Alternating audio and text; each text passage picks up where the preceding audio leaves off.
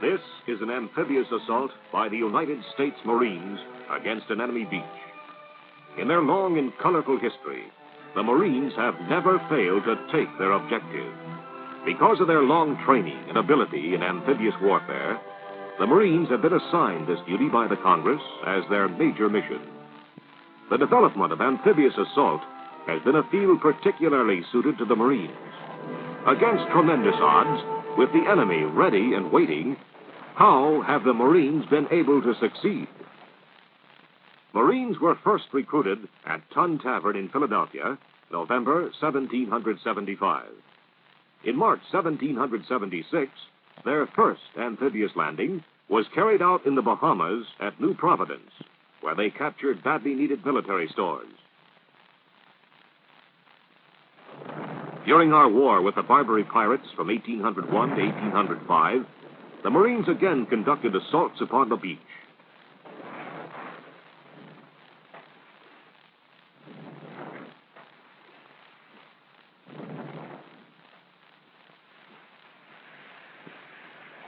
Their amphibious landing at Derna distracted the defenders of that walled city and permitted another force of Marines, under Lieutenant O'Bannon, to assault and gain the walls to capture the city.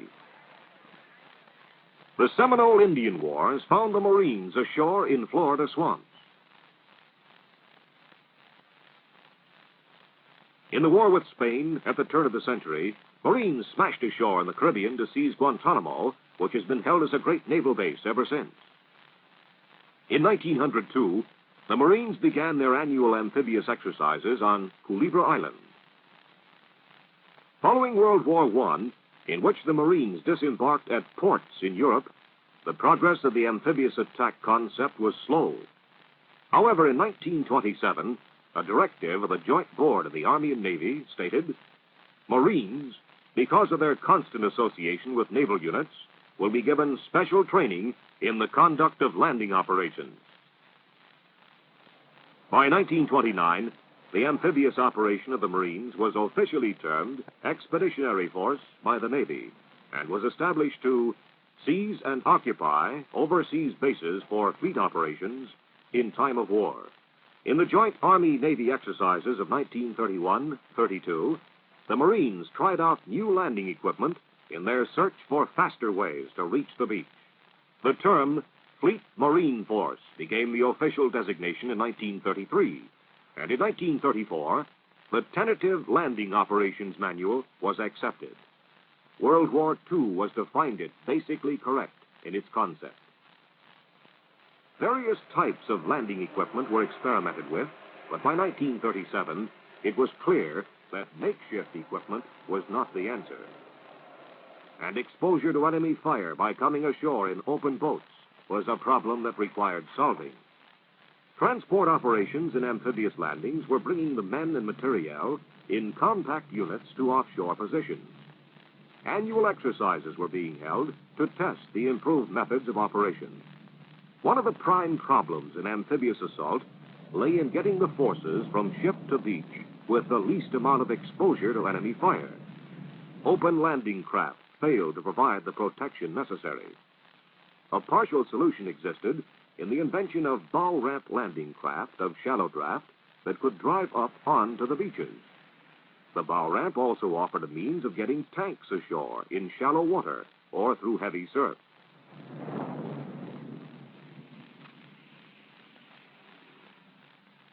While experiments were being conducted on amphibious beach assault methods, the air arm of the Marine Corps was developing its flight ability.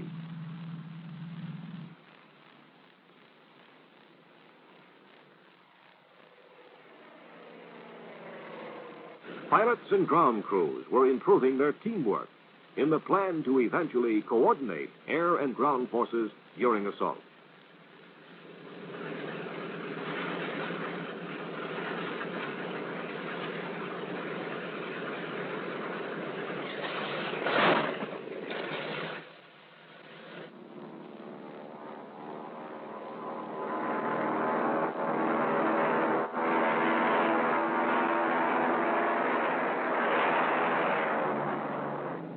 Marine planes were experimenting with operations from Navy carriers by 1935 for low-altitude strafing and bombing runs on the beach.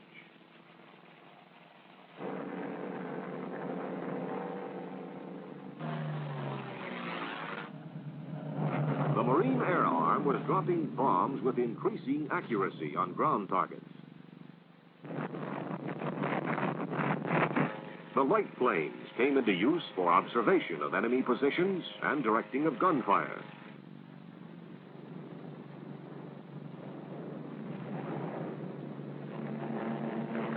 As new types of planes were developed, the Marine flyers adapted their new speeds and maneuverability to problems of close air support, a concept of ground attack under low-cover air support that has belonged particularly to the Marines.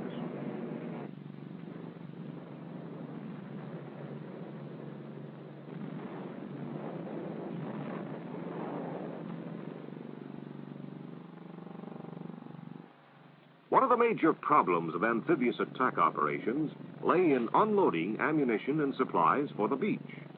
Top priority materiel required last-minute loading so that it might be unloaded first at the beach. The problems of combat unit loading of ships were studied for a number of years, and by 1940, plans had been perfected to ensure the proper loading and unloading techniques to place ammunition, medical supplies, transportation, food, and other supplies ashore first. Resupply at the beachhead might prove to be the determining factor in holding the beach or extending our forces inland. Cargo and transport ships were in a very vulnerable position offshore and had to be unloaded swiftly. Cargo could complicate all shore operations if it were not moved in along established priority.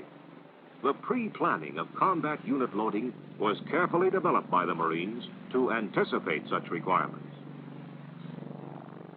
By the wartime year of 1942, the Marine Corps concept of amphibious operations had been firmly established as a joint planning operation with the other services. Amphibious attack required 6 component parts, all of them carefully integrated. First, a joint services planning conference with command relations and joint agreement.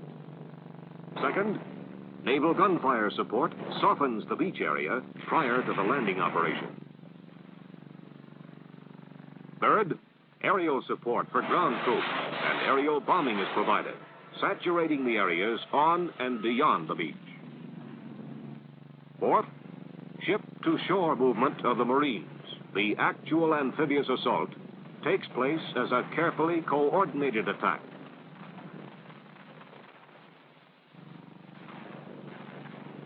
Fifth, securing the beachhead. And sixth, supply when it is needed.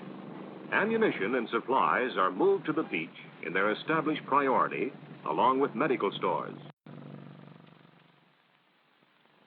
While the developing concept of amphibious attack was being tested, the Marines, necessary to carry it out, were being trained. And that training was received by all Marines.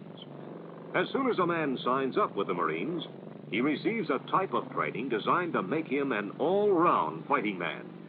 He is prepared physically and mentally to go anywhere, anytime, and do anything as a fighter. No more thorough physical training has ever been devised than that used in the modern Marine Corps. Amphibious assault requires the finest man available.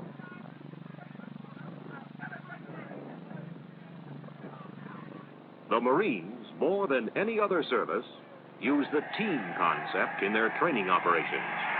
Teamwork, learned in their sports, is simply another way of stressing these techniques to the men. Every Marine is taught to be a leader, whether he is actually operating the guns or is a member of a fire team of 4 men. At any moment, he may have to take charge during combat. Long before that time comes, he has been trained for such an emergency.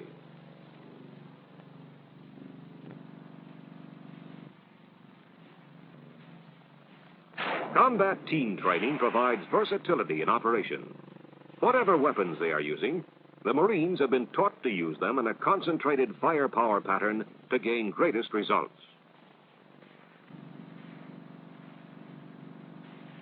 This is training.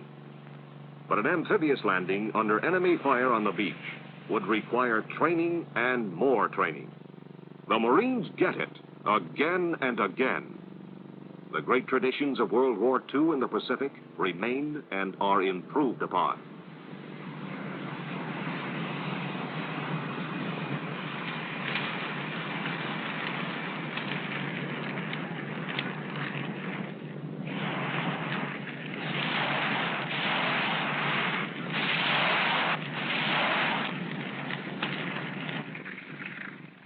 Training with new and improved equipment, the Marines establish their own communications posts with the advance forces when they hit the beach.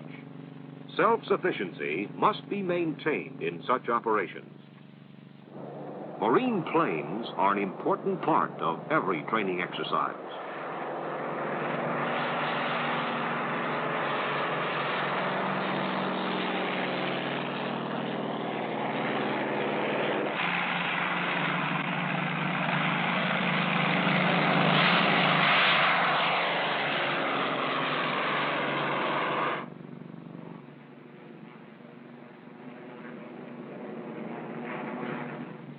The Marines were the first to recognize the combat possibilities of helicopters in landing their troops and removing their wounded.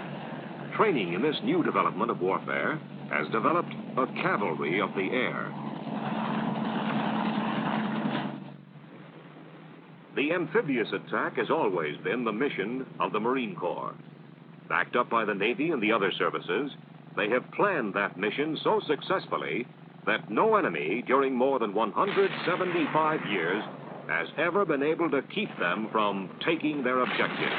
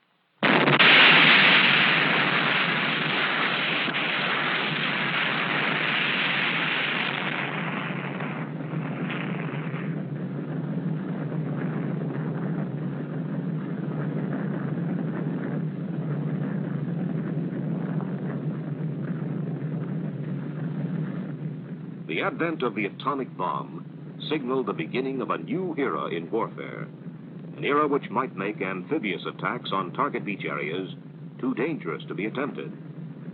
The Marines have always been versatile, and again, they have found a means of solving new problems, even of such magnitude as this. The sea approaches to any beach can be defended in many ways. In addition, higher land lying inland can be used for commanding fire positions to make the beaches untenable even after they are taken. From such situations has come a new concept of amphibious attack, vertical envelopment. As landing craft approach the enemy beach, planes clear a commanding hilltop of enemy troops, and helicopters from a carrier offshore transport Marines to occupy the cleared area on the hill. Airlifting troops and materiel from carriers offshore to areas beyond the beaches provides almost fantastic mobility and striking power onto even the most difficult terrain.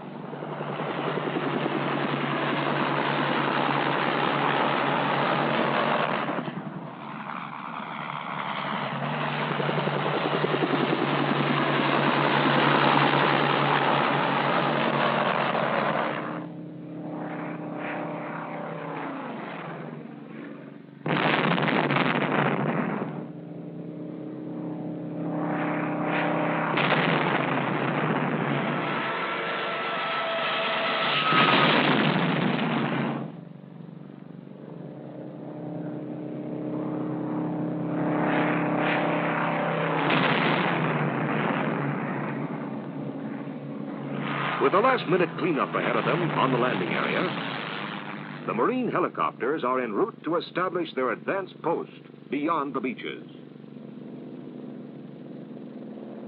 Like the amphibious landing, vertical envelopment requires infinite care in planning and firmly established information about the terrain to be captured.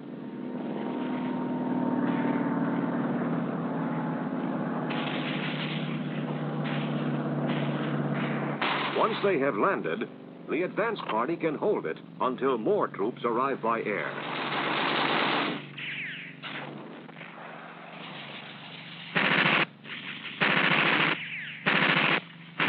Replenishment comes in by helicopter, with priority ammunition, medical supplies, and food arriving first.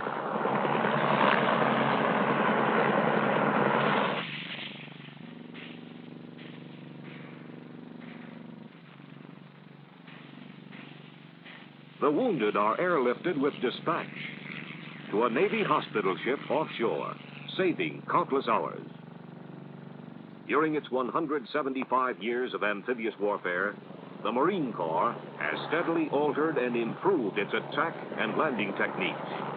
The beach assault of World War II and the new vertical envelopment were designed to seize and occupy overseas bases for fleet operations. That is the amphibious mission of the Marines, the Amphibious Marines.